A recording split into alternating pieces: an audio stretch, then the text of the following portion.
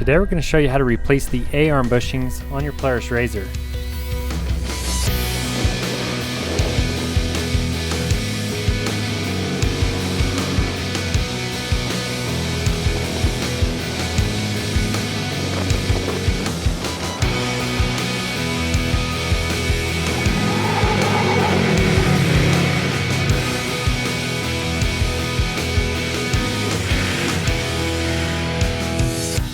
We're going to be working on our 2014 Polaris RZR XP1000, but these steps can pretty much be used to replace the A-arm bushings on any of the Polaris machines. So to begin, we're going to start at the front of the machine, and we're just going to take a T40 Torx wrench, and we're going to remove the 4 bolts that are holding the lower part of the front bumper in place. This is just going to give us a little better access to get to the A-arm bolts. Next, we can loosen the 4 lug nuts, and once we've done that, we can lift the front end up with our floor jack. You'll want to make sure that you safely support the machine before you do anything else.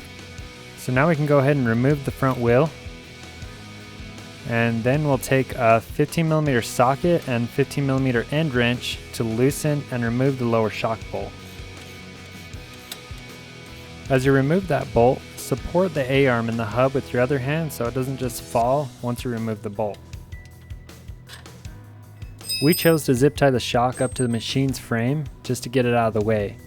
Again, make sure that this is safely supported. You wouldn't want this swinging down and hitting you really anywhere, so we'll get that out of the way and then we can move down. And in order to completely remove the upper A-arm from the machine, we'll need to drill out the 2 rivets holding the brake line to it. So we'll just go ahead and do that.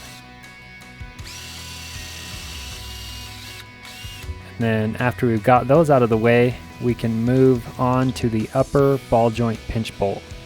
And these are the same wrenches that we use for the shock bolt.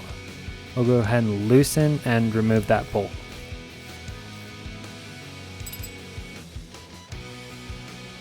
And after we've removed that pinch bolt, it may take a few taps from a soft face hammer and lifting up on the upper A-arm to get the ball joint end to come out of the carrier. Now we'll just take those same wrenches and loosen and remove the 2 bolts securing the A-arm to the machine's frame.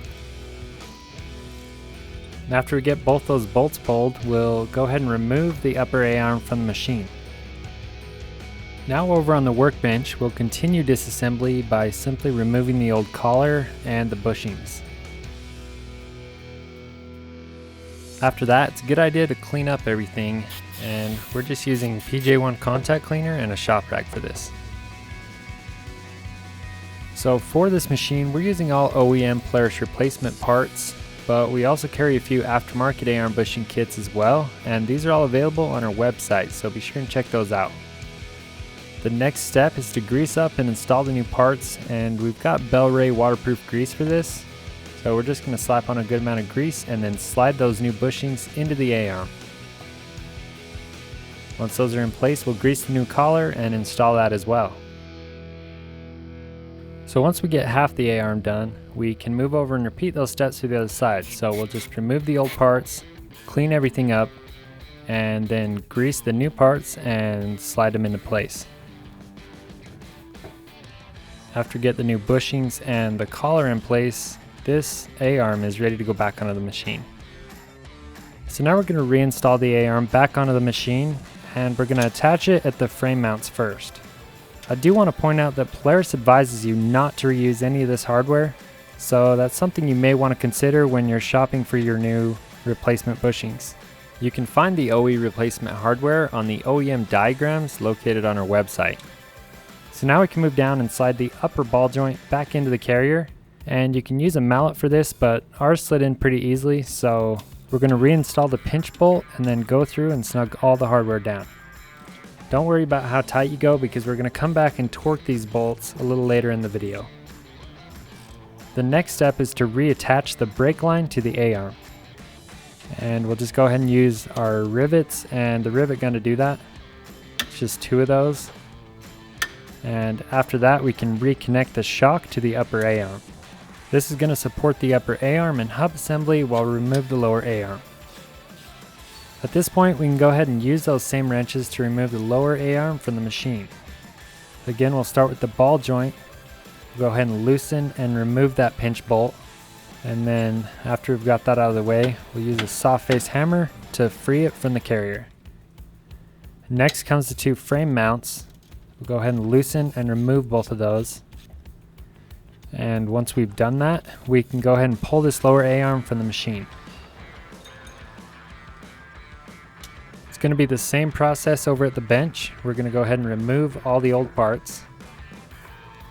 Once we've got those out of the way, use some contact cleaner and a rag to clean everything up the best we can.